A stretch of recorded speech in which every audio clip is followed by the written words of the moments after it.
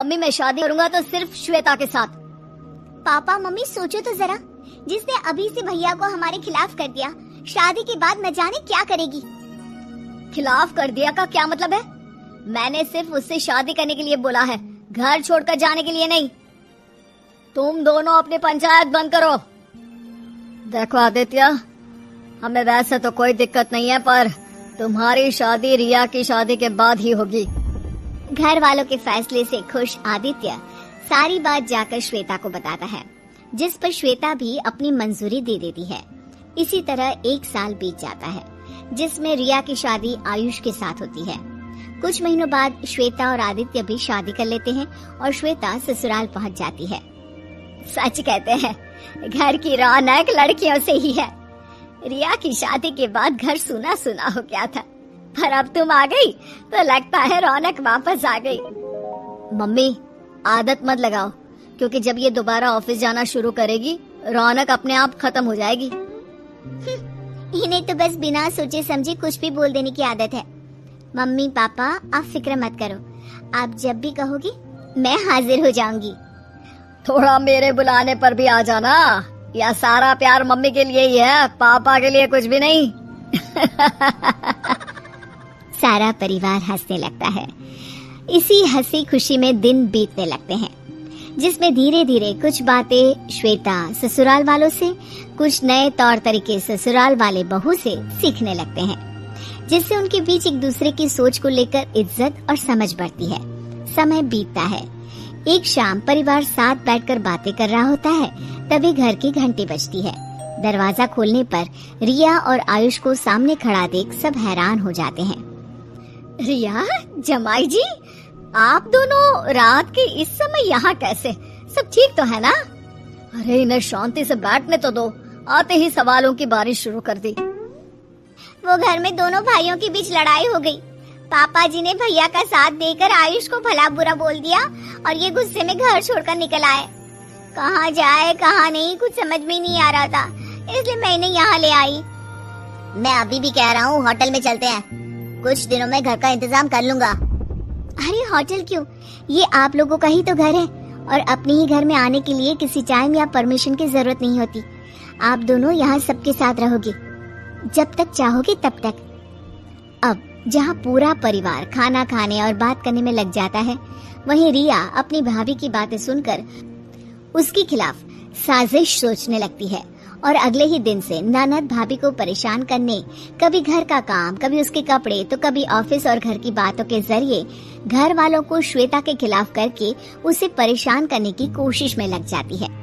Mummy, भाभी सुबह की गई रात को वापस आती है और सारा काम आपको अकेले करना पड़ता है।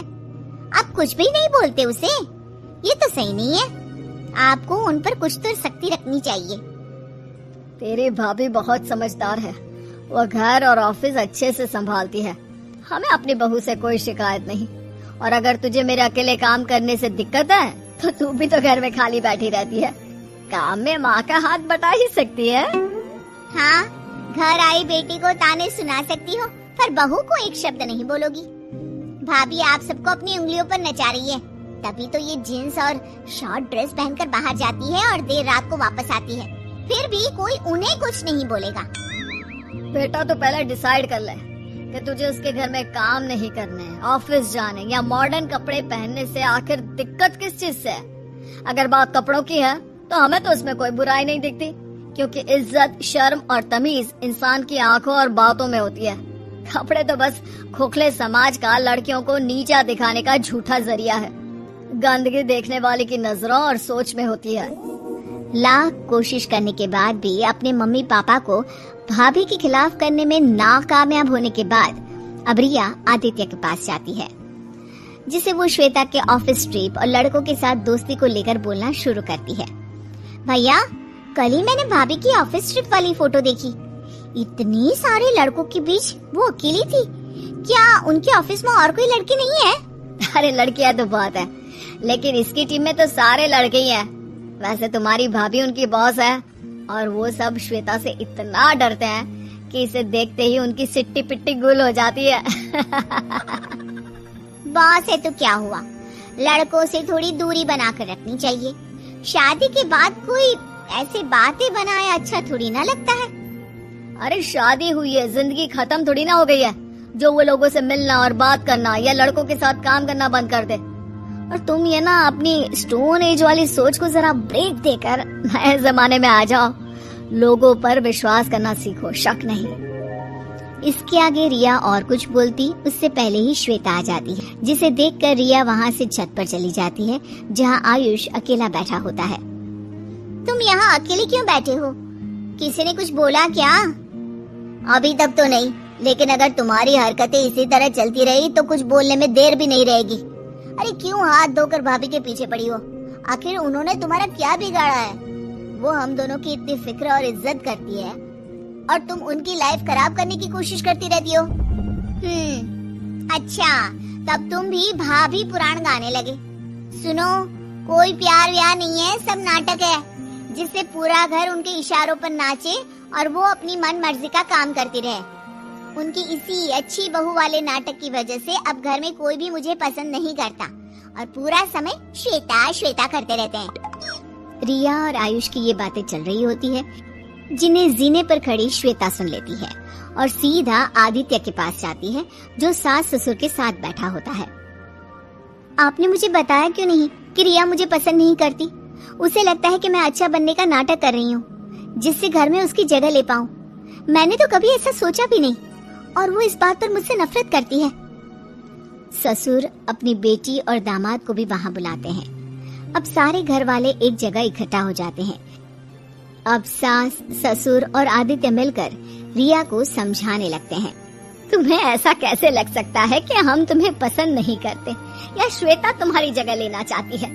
बेटी, वो तो हम सब के बीच अपनी जगह बनाना चाहती है, किसी की जगह छीनना नहीं।